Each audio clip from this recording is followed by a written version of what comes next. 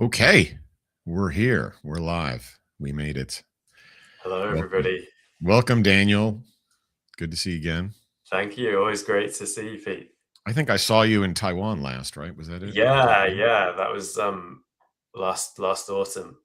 We had a 2-day event there, and we had an evening mixer at. It was like kind of like a sports bar, I think, or Yeah, like something. a beer. It was like pour your own beer kind of Yeah, like thing. you got like a card with credits on it, and you could go and pour beers from different things. So, it was interesting. But yeah, good to see you again. Where are you calling in from? Are you in Amsterdam? No, I'm in South Carolina in the Mm, US, Charleston, South Carolina. cool. Um, it's really strange weather today. It was absolutely freezing last night, and now it's really sunny. Um, Mm, and then at the weekend, it was like tropical weather. So wow. it's a Yeah, we're crazy kind of time of well, I'm year. in here in Seattle. We're just kind of transitioning out of into spring, I guess. But Yeah. it's raining and But cloudy, you've so got no the surprise. coffee there because it's still early in the Got morning and like my cloudy. special Edge AI coffee Very brought to nice. you by Edge AI. Got to have it. Yeah, cool. Well, we welcome everyone. I see we got a bunch of folks already joining in. I think we had a couple of hundred folks registered for this. I mean, expect a pretty big crowd. It's a hot topic. Wow. Feel free when you join the chat, let us know where you're calling in from and give a shout out. I see we've got Marcelo. Uh, Greetings from the south of the world. So I think he's like in Chile. I know Marcelo, so that's. But yeah, let us know where you're calling in from because this is like this idea of physical AI, or not just an idea. I mean, this whole topic is something that's really a worldwide impact, and we'll talk about technically about it and a bunch of impacts that it's having around the world. We were you at Embedded World? No, I wasn't, Oh, unfortunately. okay. Yeah. So a lot of your colleagues were at Embedded World, and we had a booth there, and they were sort of right across from us. But Embedded World happened last week in Nuremberg, Germany. For people that don't know, Embedded Conference, kind of an engineering conference for embedded things, and it's been going on for a while. I think they had about 40,000 people there. It's like Uh, the Woodstock of embedded it's the engineering. Woodstock of embedded. Yeah, a little more buttoned up than Woodstock, uh, but um, but yeah, really cool stuff. And so, there was obviously the demos and the talks and the conferences and the things going on there, but physical AI, and we'll talk about what that means because that's another thing is the terms. One of the cool things about tech is that we get to just like make up words and terms to say things like embodied AI Yeah, or whatever. we've been doing physical AI since before it had a name, which wasn't that long ago, actually. It's I know. Yeah, but we'll talk about that. I see we have Raphael from West Virginia. Yeah, we have Chitra Basu from Poon. That's pretty cool. Oh, here, speaking of Germany, Andrea from Hamburg, Germany is here. Good. Oh, Venice. Fancy schmancy. wow, very Venice. nice. Nice. Let's see. Bangalore. We won't spend the whole hour on this, by the way. Just give We it just a probably could. I think there's could. We could. Here's good old Dallas. Actually, I was in Dallas a few weeks ago. Really cool. And actually, I had a meeting with Texas Instruments at their headquarters, which is their original headquarters from like the 60s. Very cool oh, that's architecture. awesome. And then afterward, I had to drive down to Austin, which is a few hours, and I had some time. And so I actually drove to Dealey Plaza, where Kennedy was assassinated in the 60s. Oh, wow, that's So you crazy. can go there and you can stand there on the grassy knoll and the whole thing. And there was no one around, and it was a little freaky. Yeah, that's crazy, crazy bit of Yeah, tourism there. I just kind of stood there for a while, and I was like, that's a thing. Cool. We got Huntington Beach, California. There's nice weather there, I'm sure, from Chance. We don't have And anyone from South Carolina. We've got South Florida, so I see South Florida. It's close, but no yeah, cigar. Not nearly quite. there. We got Malaysia. That's pretty Wow. cool. Right on. So I don't want to know what time zone everyone's in here, but it's early morning for me, and it's probably mid morning for you. Yeah, just 11, very civilized. Very I, civilized. I Yes. like that about living on the East Coast. You never have to wake up so You know, early. I hear you. I hear you. I spent some time in Massachusetts during the year, and I kind of like that time zone. It's kind of good. You It's know. perfect. You've always got to, people are waking up early on your behalf, um, Yes. or That's true. staying up late, but everyone on the East Coast just kind of chilling. So why don't we kind of get into it? So give a little background for yourself. Director of Applied Research at Edge Impulse. What does that typically entail?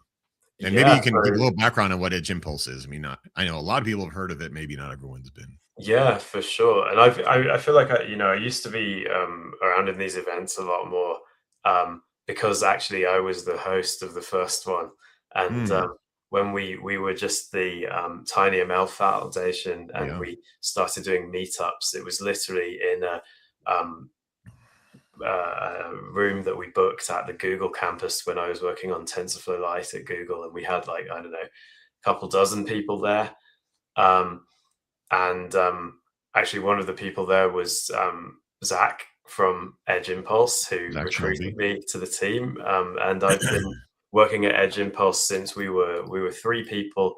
We're now like 80 people, and last year we were acquired by Qualcomm. And so we're a product which basically makes it much simpler for developers to build and deploy machine learning algorithms to embedded computers. And what Hmm. that used to mean 5 or 6 years ago was training little tiny um, dense network for activity classification on accelerometer. Or then after a couple of months, we released convolutional networks for vision, with super low resolution embedded cameras. And over the last 5, or I guess it's been like 7 years, since my like Google days, we've now got the point where we're talking about running large language models on embedded hardware. I know Um, it's amazing. it's absolutely wild. Considering, like, at the beginning, even the tiny little prototype sort of like basic transformer models that were the state of the art at the time wouldn't have even fit on the mainstream embedded hardware of the day. Yeah. And now we've Yeah. got like Arduino devices coming out with the capacity to run generative AI models. Yeah. So No it's doubt. a whole new world. And I think some of these new terms and things like that are like around physical AI and agentic AI. Those are so new; they've really come into being over, or they've at least re-emerged from history in the last few years, and they're suddenly applying to what we're doing in embedded space as well. So my job at Edge Impulse, I run the research team. So we have a couple of different roles in the company. One of them is to sort of look to the future and try and understand what is going to be needed by our customers and by our developers to help them build the stuff that they need to build at work, you know, Mm. a year from now, 2 years from now, 5 years from now. So we don't just get to say like, okay, yeah, we let you deploy some little Right. accelerometer Zip it and ship it. data, you Yeah. know, feature extraction and a little dense network forever. Like a year from now, your boss is going to be coming and tapping you on the shoulder and asking why we don't have generative AI in the product. Um, Mm. so part of my job is figuring out how do we help with all of that. Hmm. And then the other part is our team is sort of the domain expert resource for machine learning and AI within our company. So we help inform the product roadmap and the development that we do, and our design, and how we encode machine learning best practices in the way that our software works. So it's pretty fun, kind of dream job type of thing. We get to do Mm. really cool hands-on engineering and research day to day, but then we're also always looking forward and trying to think about what's coming and what do we need to build to help people actually Cool. solve problems in the real world. We build Cool. tools. All of you build solutions and actually solve problems and understand how all these interesting domains work. And Mm. my dream is to help make tools that let you apply these emerging technologies to that stuff a lot faster than you'd be Yeah. able to if you were just doing it all from scratch. Yeah, no, that's awesome. Let's get into it. By the way, first a couple of little PSA. I forgot to say there's next week is Edge AI San Diego 2026. I know we'll have some Edge impulsors there. I don't know how you say that, impulsians. Yeah. Um, but so that's going to be March 24th to the 26th in San Diego. It's like a 3-day event. It's like 15 hours of workshops. I know there's going to be an Arduino workshop there, a bunch of other things. We have some amazing keynotes, US Navy, Durga Malati from Qualcomm, UCSD professor, UC Riverside as well. Panels. We have a mixer on the USS Midway, the deck of the Midway.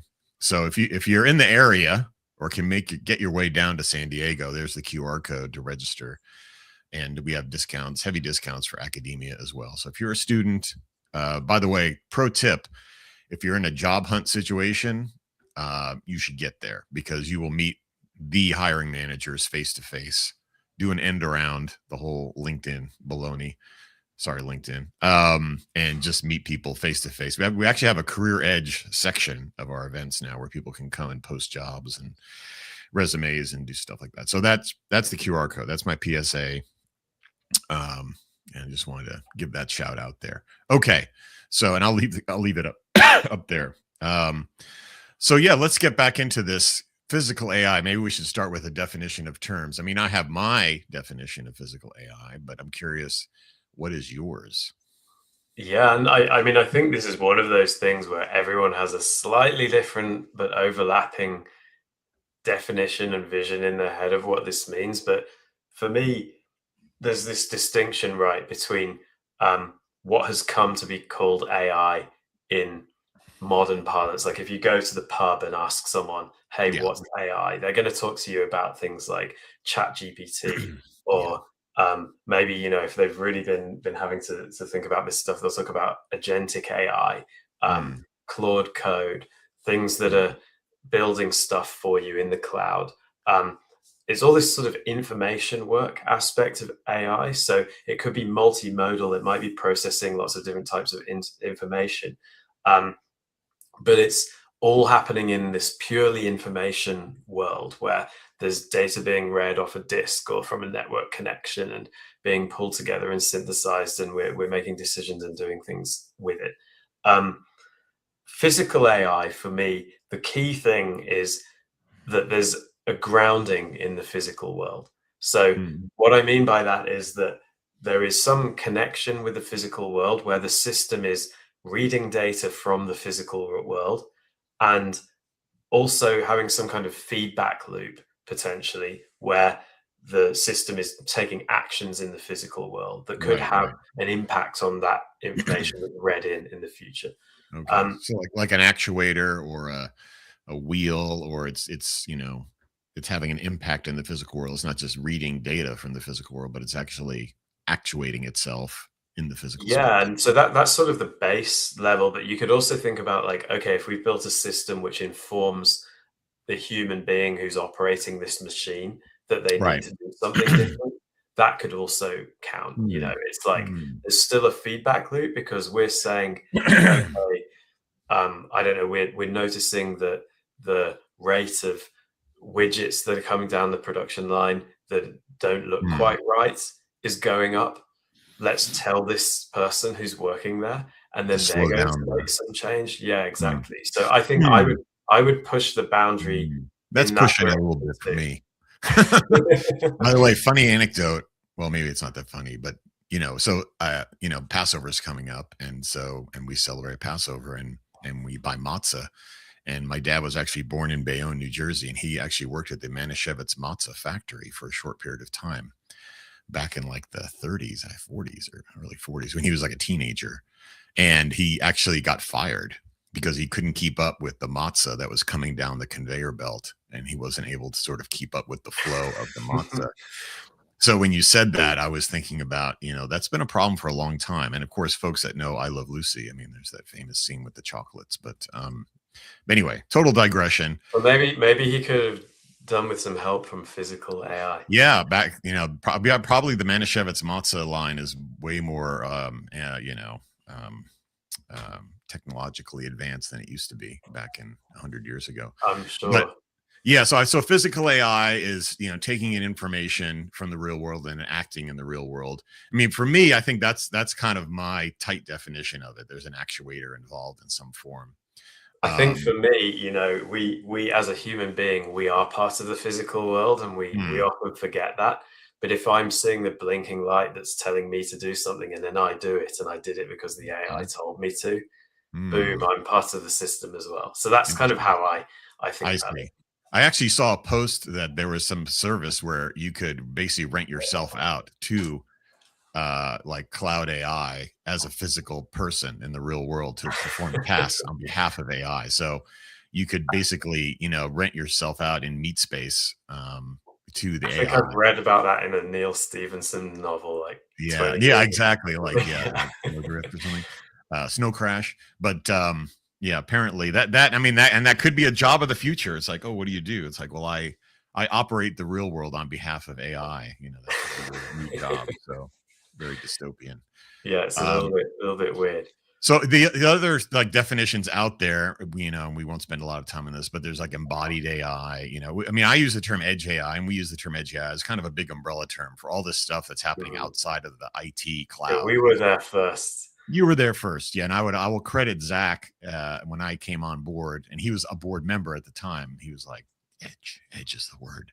So so there's this broad term edge AI, and then there's embodied AI, physical AI, analog AI. Obviously TinyML is still a term.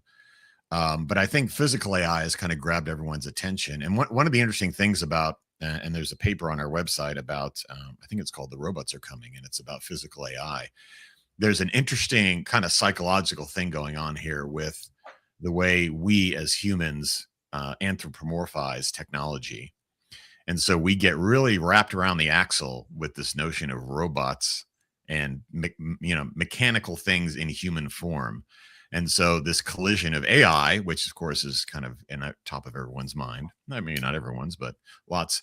And then this notion of, Robbie the robot or whatever, folding my laundry is this interesting kind of societal collision going on. And so there's a lot of that. So there's a lot of hype and a lot of, like I said, laundry folding robots and a lot of baloney out there. But the fact is, like physical AI and the ability to take robotics to the next level has pretty serious implications for like lots of different industries, right? I mean, we're talking about warehousing and other things. I mean, where do you see sort of physical AI sort of hitting first as like the biggest impact? Ooh, that's a very good question. I mean, I think, and I think actually something you mentioned just now is sort of this idea of embodied AI and Yeah, physical AI, and like yes. there's the crossover and how do those intersect? And I think that's interesting to think about in this context because embodied, physical AI is AI with this feedback loop with the physical world.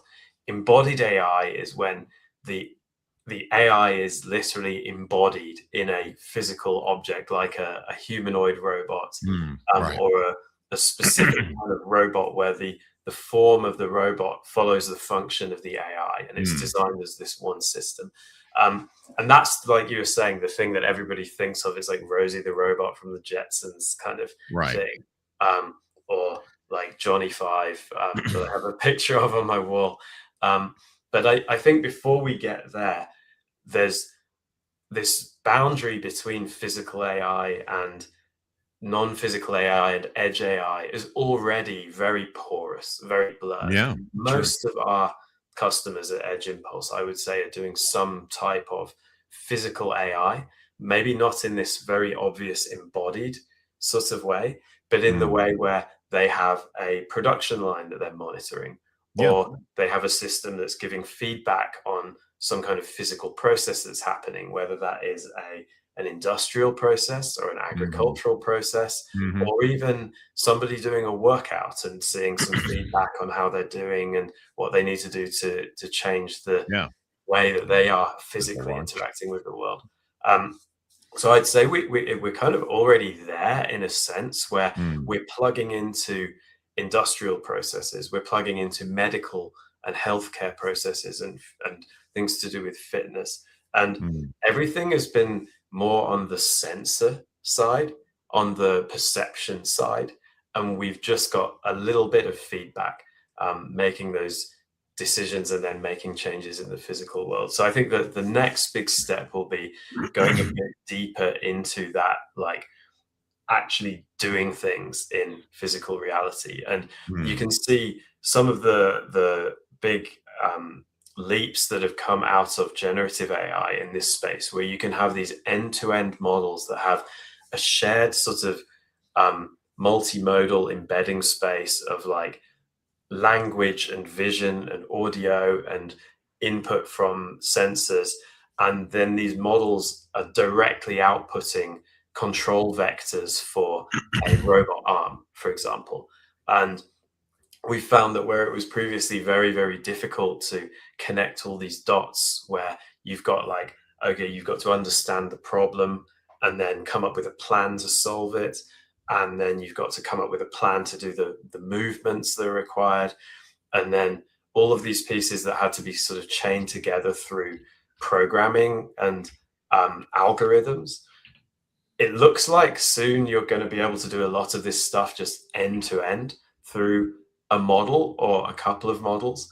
Hmm. And that big thing that, why ML has been so important is because we changed the problem from a design and engineering problem, um, through to being a collecting loads of data and then doing some engineering problem. Hmm. So rather than having to have the algorithm all figured out of exactly how you're going to cope with all these different crazy situations, we can have a big data set that describes a lot of things.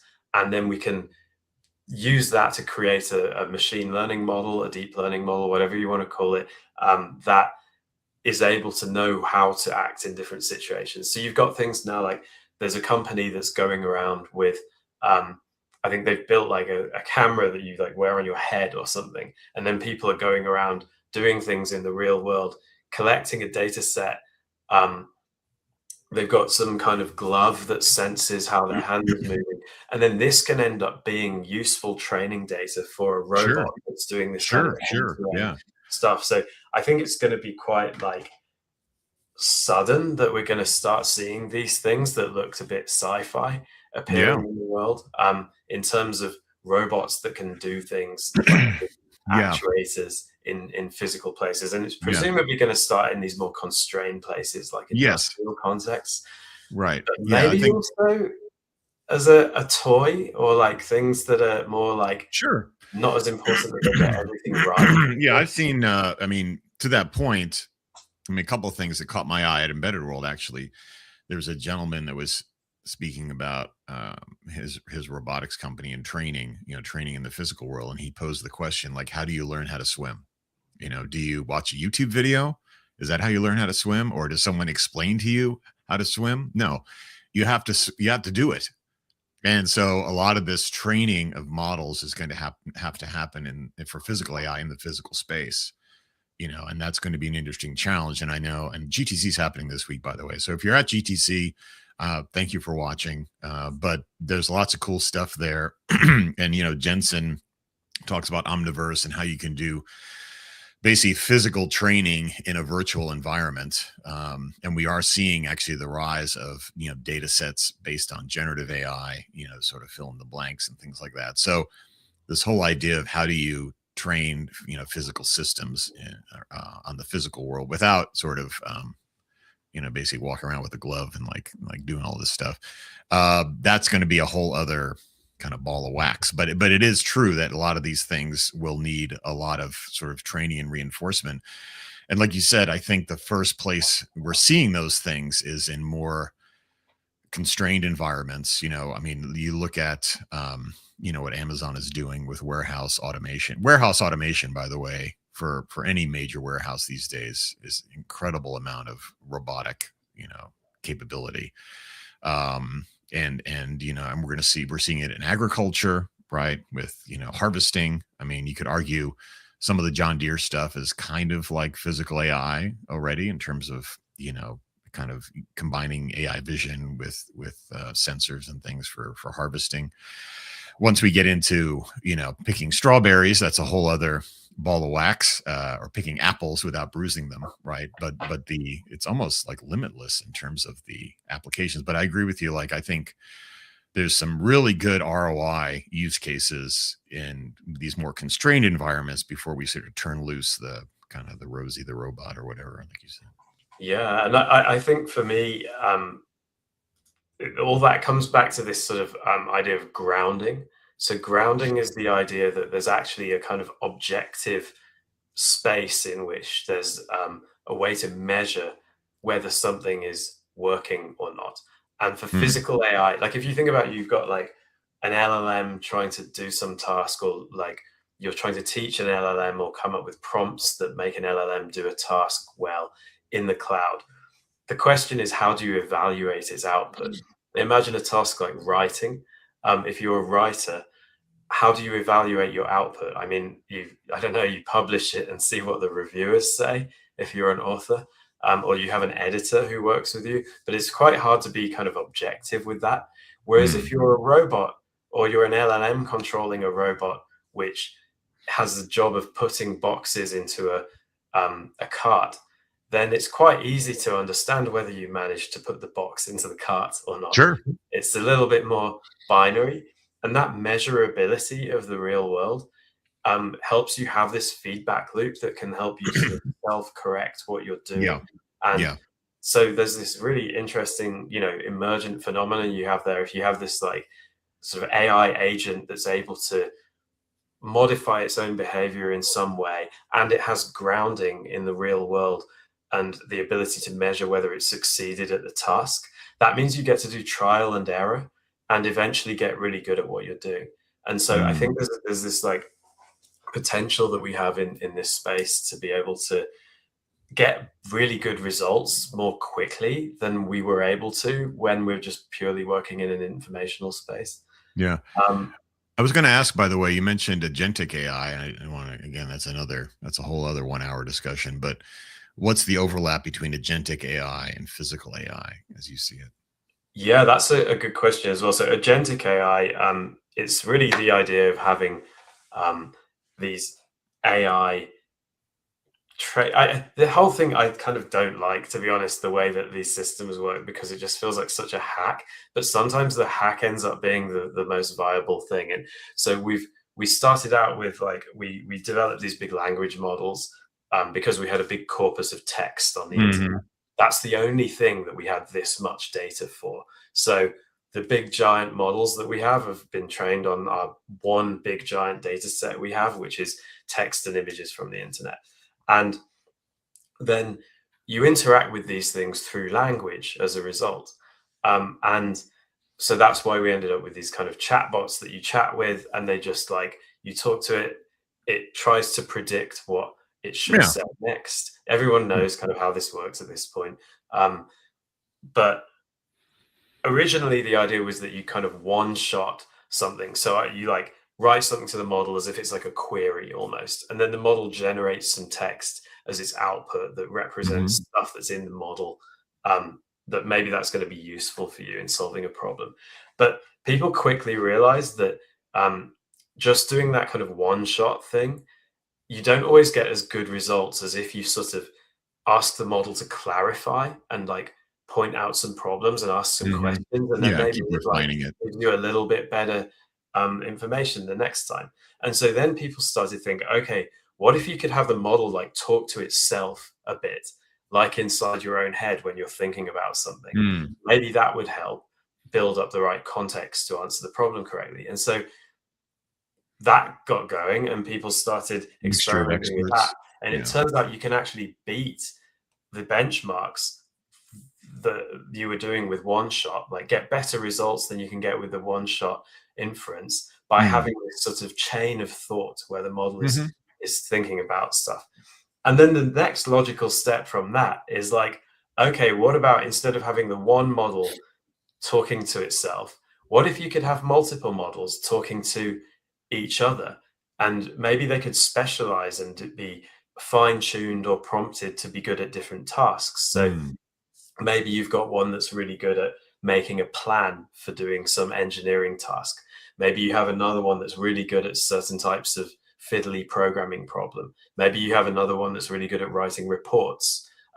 And they get really good at this by either being fine-tuned or prompted with Hmm. the right context. But then if you connect them all together and they can talk to each other and do stuff, they can solve problems autonomously much, much better than a single model would be able to do.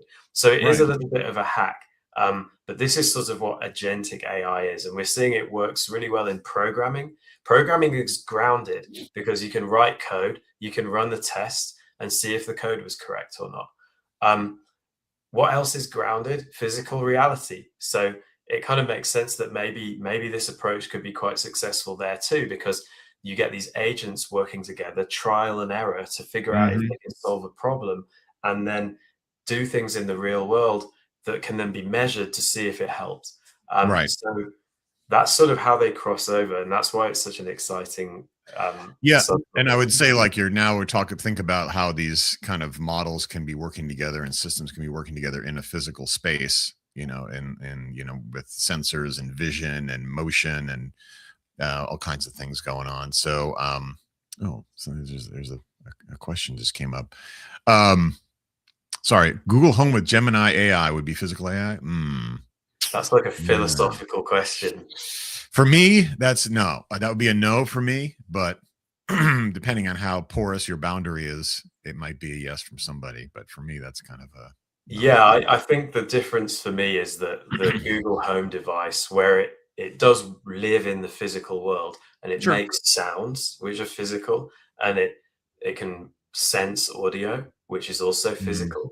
But then it's like Um, but it Alexa speaker is not physical AI, though. exactly, but it is in objective terms. If I was an alien, Mm, or an AI super brain from the year 10,000, and I looked at this, I would consider it physical AI. But in terms of mm. the language that we use as people, Sure, um, sure.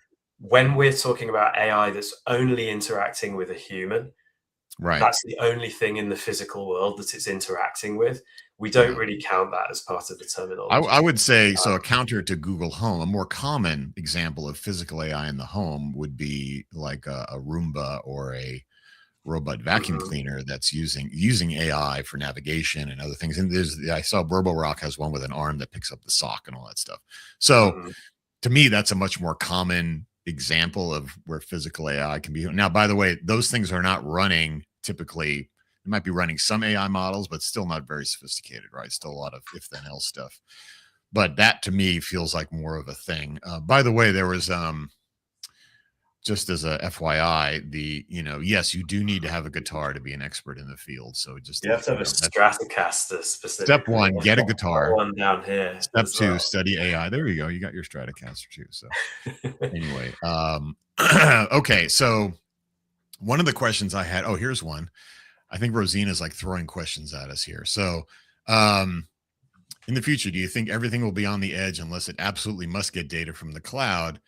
Yeah, I mean, so for me, I always say there's a gravitational pull toward the edge, and it's kind of systemically, the closer you can get your compute to where the data is created is always a good thing from a cost, power, privacy perspective. So in general, there is a pull there, and you don't want to incur cost and risk on connectivity and cloud OpEx unless you have to. That being said, the cloud can be amazingly valuable in a lot of different scenarios. That's just my take. I don't know, Daniel, if you have another. Yeah, I mean, I completely agree with that, and I've used the same exact term, the gravitational pull. I think it's sort of the laws of like friction, with the business model and the simplicity of implementation just create this gradient where at the bottom is edge AI, and I would say, yeah, like we with that in mind, that doesn't necessarily mean that we'll always have full compute on one device. Mm, And I think that like heterogeneity yeah, of where we run things, even within a single device today, there's going to be sure. different cores you're running things on. Sure, You've got sure. some Well, stuff look on at the the Arduino NPU. Q, the Uno Q. It's got an STM32. It's got a Dragon Wing. And that's, Exactly. and then I think actually going back to agentic AI, and this is what's really exciting, is you're seeing a lot of really interesting work in like workload orchestration and how do we use agentic AI to sort of coordinate these workloads working together, from cloud to edge to solve a problem, whether it's like a parking garage, license plate reader, or whatever. That is kind of the future. I mean, that's the frontier, I would say, in terms of getting these things to work together. I was Yeah. going to ask you about, or like, for those that are in the robot space or robotic space, like Ross. Ross has been around. Robot operating system's been around forever. Well, not forever, but long time, and it's pretty well established as like a platform. Have you been involved with, what's the integration between, how is AI being integrated into Ross, or how do you see that happening? Yeah, I mean, I'm not a robotics guy, honestly, but I know a lot of them, and one of our engineers at Edge Impulse, Mo, he's been doing some really cool work recently, integrating ROS and Edge Impulse and some other agentic AI stuff. So he built like a robot pipeline inspector that crawls along an oil pipeline and looks Hmm. at it and understands if something's going wrong. And I think um, this sort of like control of stuff by agentic AI is very interesting because it gives Hmm. you. We talked a bunch earlier about these like super crazy models that are taking in sensor data and language and outputting direct control vectors for like how you move an arm. So you get rid of that whole like movement planning aspect of things. Right. That's like, that's coming. But before we get there, doing things like controlling um, uh, a simple robot by saying that has some defined APIs already by saying move forward 10 feet or like Hmm. go to this coordinate on the map. Like, with drones are a great example of this. Like have just tell the drone like go to this place and it can handle all of that using its Yeah, right. You get existing, a lot you more know, as you integrate that. And I think actually the intersection of Ross and kind of agentic and AI frameworks is a really interesting space to study. So for folks out there looking for to build this stuff, because Ross has been the platform for a long time, probably still will be. And then it's an open source, effort. And I think that intersection, like your colleague is working on, is really a fascinating space to study. We did get a question 100%. coming in from Ali. Given that GTC is this week, what about non-NVIDIA low cost, simple as edge? There's nothing wrong with NVIDIA as a nothing wrong with NVIDIA. So, but yes, and one of the things I saw at Embedded World last week is a ton of new, pretty high performance semiconductor, uh, platforms. I'll call them platforms at this point. It's not just chips, but platforms that are really able to do a lot of pretty spectacular inferencing at much lower power. I mean, orders of magnitude lower power than, if you're designing something for a data center or for like even like a PC, you're in the tens of watts range, right?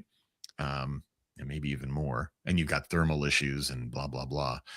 But like you think about these physical AI space where you've got the thing crawling in the pipe, it's inspecting things. These are smaller, typically battery powered, or certainly thermal challenges are much more significant in the physical space. And so you need to use, semiconductor platforms that are designed for, milliwatts or single watts usage. So we're not here to like endorse chips. But I think if you look at across the board, I mean, you've got your, obviously the Qualcomm stuff and the Dragon Wing stuff, but you've got, one of the new partners we have in our foundation is DeepX out of Korea, and they're doing some pretty amazing, transformer acceleration stuff that's like orders of magnitude less powerful, less power consuming, I should say, than sort of typical platforms. But in an ARM, obviously, licenses the Ethos 85 core, which we're seeing in, like you mentioned before, like Olive Semiconductor has a platform using the Ethos 85 where they are running transformer models in the wearable glasses itself. So, it's actually giving you, it's a small language model running inside your glasses. So the vision is being, there's a visual language model built into these things. Um, that's probably not a petaflops thing, but I guess the point is that you can look across the board and everyone is doing AI acceleration at some level. And what's kind of interesting about especially in the physical AI space, especially in the commercial space, is that it's kind of fit for purpose, right? So you have a problem you need to solve in your, you want to pick strawberries or whatever you want to harvest. You're going to use the right level of semiconductor performance and power and all that stuff to sort of solve that problem. So tons of chips out there.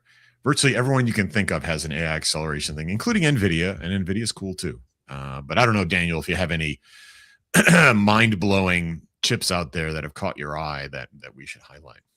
Yeah, I mean, I can talk about Qualcomm stuff, but actually, I think more useful than that is our perspective on Edge Impulse on these like edge AI inference servers is Mm, we're super bullish. Like if we think about like the customers that we're talking to every day, such a huge proportion of them now are looking at having an inference server set up with some of this very high performance edge inference hardware.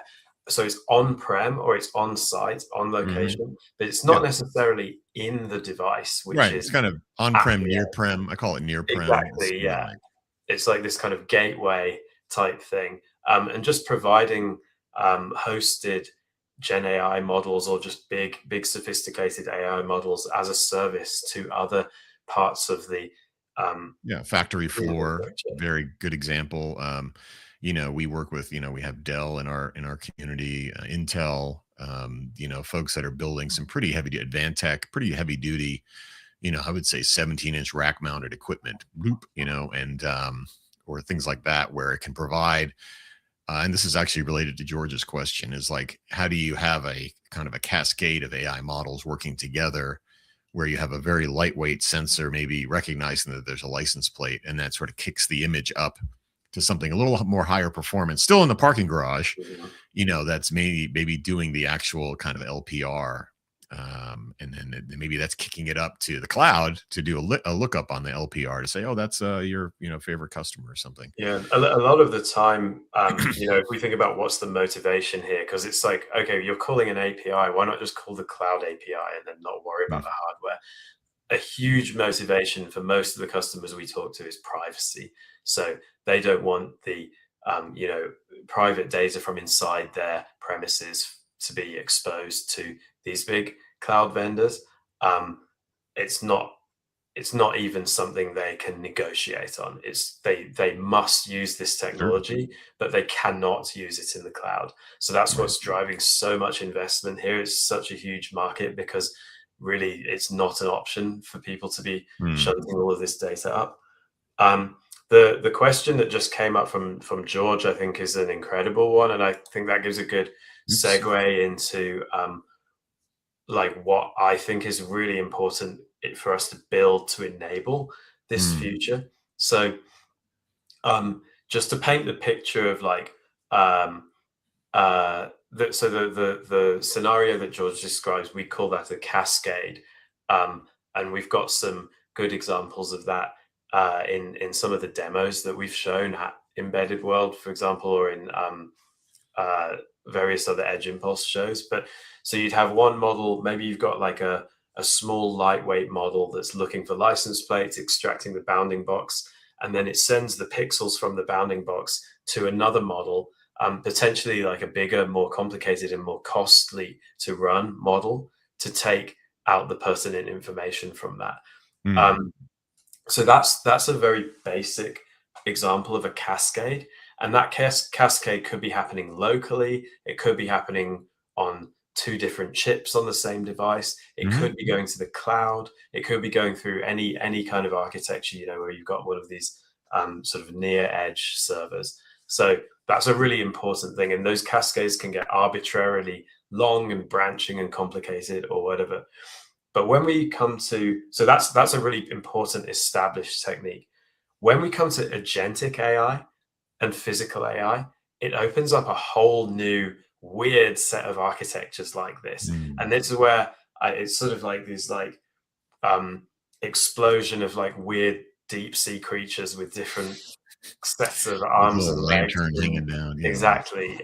This is where it gets really crazy, and you can kind of design your own architecture for a particular task. Because think about you have a system with a bunch of sensors Like that's, where we are today, or where we've been with IoT for a while. You've got a device with sensors that are ingesting data.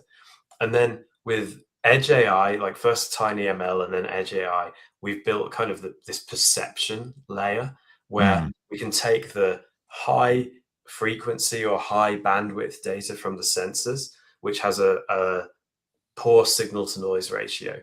And then Mhm. we can distill that through classification or object detection or some other model. We can turn that into just a piece of information. Like, this is like, is there a person detected or not? Right. Or where is the person? Or have we just had a crash in the vehicle? Or Mhm. whatever it is Mhm. you've built something for.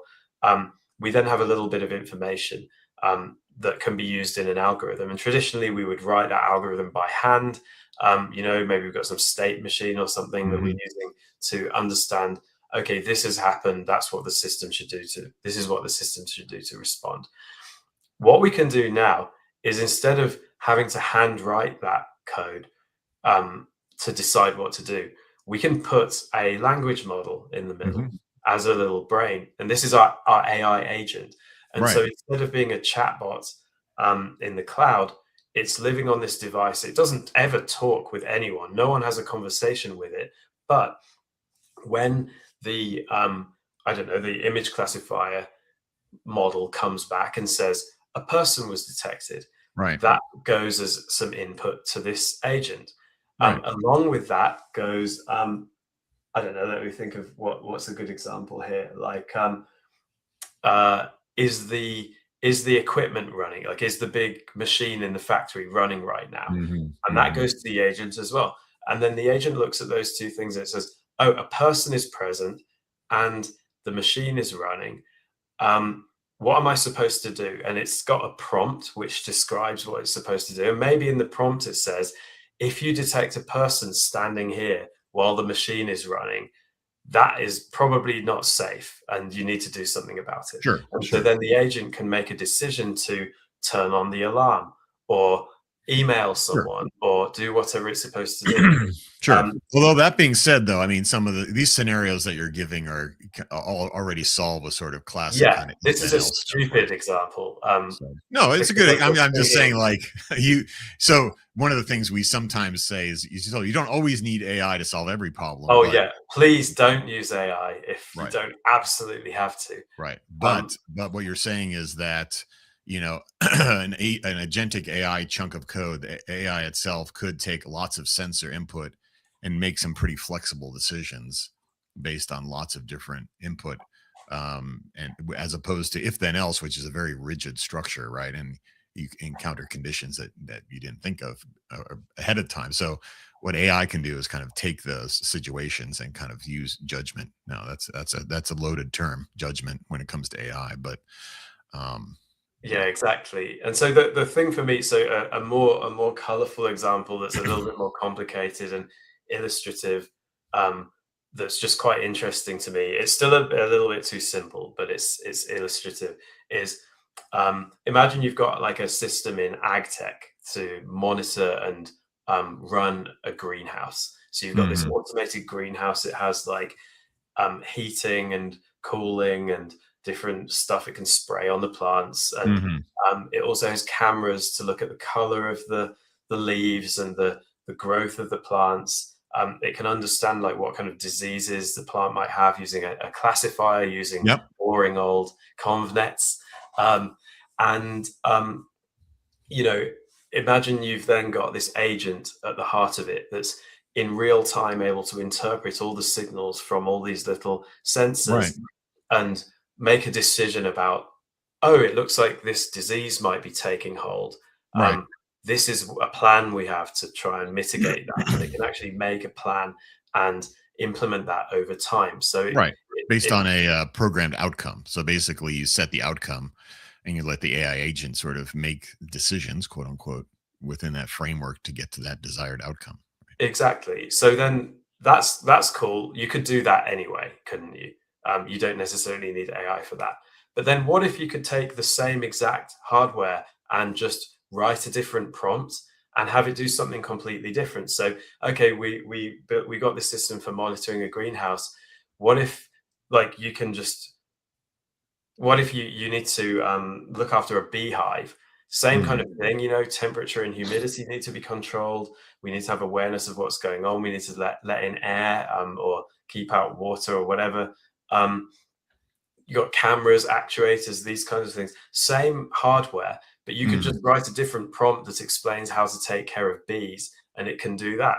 Right. Um, Repurpose it. Yeah. Exactly. What about also if that was your thermostat in your house, which is exactly the same thing? Like, I'm not that different from a bee. I need to be kept at the right temperature, and there's signs that I might be stressed or unhappy. And obviously, you wouldn't build one system and try to use them for all those different Sure, things. but it's the The- flexibility. I think you're saying yeah, AI adds in exactly. a lot of, I would almost say fungibility, like into harder platforms. The question here is interesting, related physical A and AIoT. As someone who's been in the embedded business for a while and IoT, I would say the difference between, IoT struggled to gain traction for a couple of reasons. One was, it required connectivity basically for it to work, and connectivity in the real world, as you know, is very hard. It's a whole other show about pumping data up to the cloud. And that was super challenging and remains challenging, frankly. The other thing that I think suffered with IoT was the software. Software was super complicated. People in the IoT space like to build hardware. And so, connecting in, and you said like, building in like more rigid software frameworks of if then else, and then deploying this thing to 100,000 Chevron oil pumps around the world, and then all of a sudden it's like, oh, I need to change it, and I need to do like a over the air update, which by the way was also a disaster. So that was, those were like headwinds against IoT. And so maybe physical AI is a form of IoT. The term AIoT feels a little, I don't know, another one of those things we kind of make up as we go along. No offense. But I think there is a distinction between traditional IoT, which is collect sensors and send them up to the cloud in a kind of a rigid framework, versus physical AI, which is build a fungible system in the real world that can kind of is outcome driven, and is powered by kind of agentic AI code. So, Yeah. different things. The way I've It been takes. thinking about this over time is, I think AIoT has often mostly been about perception. At least the AI part of it is Yeah, about perception. computer vision. Exactly. We're using a model, or even just a sophisticated non machine learning algorithm to perceive something in the world and turn that into just plain information. And then a normal algorithm does something with that, or we just send it up to the Right, cloud for right. humans to deal with. The The difference the between that and physical AI is that in physical AI, we actually do something with it on the device, and that choice of action is made by action. AI. Yeah. In fact, I would say that, AI vision has sort of been reborn. I mean, to be honest with you, computer vision, it's sort of was always a low hanging use case, hot dog, not hot dog, right? I mean, it was sort of like the thing. That's a Silicon Valley reference, by the way. If you haven't seen the show Silicon Valley and HBO, you should go watch it. But that computer vision was always there, and you saw the bounding boxes, and it's like, oh, that's a person. But now it's like you can add visual language models, you can add, context around what the camera is capturing. Like you said, that adds a lot of richness, and then you combine that with sort of an outcome based agentic AI framework, and now it becomes a super valuable thing. It's not just some camera that's counting cars in a parking lot, right? It's actually doing something. And And actually this is kind of the outcome part is the bit I'd like to touch on before we wrap Mhm. up this Yeah, yeah, session, yeah. after the next questions. Okay, But well, let me just that's key to briefly the say, whole thing. yeah, neuromorphic, big fan, spiking neural networks. If you're not familiar with it, you should look it up. We actually did like a 3 or 4 hour live stream on neuromorphic a few weeks ago. It's on our YouTube channel. But the idea of kind of re-architecting the hardware around the way the brain, kind of processes information, enables you to get, several orders of magnitude more power efficient edge AI platforms. And so, yeah, neuromorphic combined with other systems is definitely the wave of the future. So, yes, peace. Okay, let's get back to what you wanted to talk about. Yeah, so I think, we kind of set the scene of, like, you've got these systems where you have inputs coming in. There's a Mm, model or a collection of models that have powering agents which can make decisions and decide what to do about this stuff, and you can rewrite those on the fly. Mm, It's mostly based on prompting, plus some other like guardrails and things to make sure it doesn't do super dangerous stuff. Um, but that's the important thing, is like, how do we actually know that this system is working the way that it should? mm, It's not good enough to write something as an engineer and just put it out in the world without understanding how it's going to perform. But with a system that's supposed to be working in the physical world and needs to be grounded in physical reality in order to function, how do we test that in our computers? How do we test it before deploying?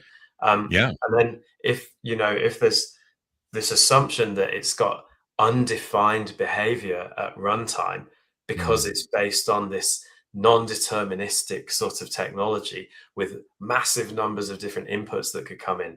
mm, How do you make sure that it has these safety guardrails so that my right. thermostat's not going to turn up the temperature so high that I'm You're like baked. baked alive? Yeah. um, it's a lot of things that we have to figure out before Right. we can let these models Yes. interact with the By physical the way, world. yeah, and to that point, I'll name drop another company called Wind River, and they're investing, and a lot of companies in the industry are investing in what's the safety certification process for physical AI. So, how do you certify? You got the kind of the UL, and you kind of what's the certification process that this piece of equipment's gone through some sort of rigorous safety check testing, so that it's not, you know, throwing its arms around and shooting laser beams at people and stuff like that. But yes, So for me, there's two core pieces here. One of them is having guardrails around outputs. So mm, this is like actual software that a human being wrote that says you cannot turn the temperature above this level, or you aren't allowed to turn this thing on and off at higher than this rate. mm, Those types of things that you need to be like a domain expert to understand why it would be bad. But where at that point the AI is doing something a bit weird and wrong, and the conventional algorithms need to take over and just control it and right, stabilize the situation. So yeah. that's one piece. Mm. The second piece is we need to have some kind of system for simulating inputs and outputs and that Mhm, feedback loop. We mhm, need to be able to understand and describe what the system should be doing at a mhm. given point in time. And in the lab, before you deploy, we need to be able to run tests of this Sure. and make sure that it's doing what it's supposed to do. Certified safe, certified, that it's actually doing what it's supposed to be doing, yeah. Exactly. And this turns out it's really, really hard and really, really Mhm, complicated. All the other pieces of this problem are easy. We have the hardware to run the models. We have the models. We have the sensors. Um, we can write the little adapters that stop it from turning the heat up too high. That's all simple. But the thing that's very, very difficult that we haven't really done before is create these systems to describe and quantify and test and give confidence in the behavior of one of these agentic systems when yes, it's interacting I with the know. physical world. Well, just as a one a parting thought too is when we think about large language models that were trained on the open internet, that means it was trained on like 4chan conversations and like soap operas from the 90s and stuff. So, the behaviors of these language models are, a little suspect. But when we get into physical AI, there's an opportunity to take smaller language models and other things to train them on much more focused data that Hmm. has real good data set provenance.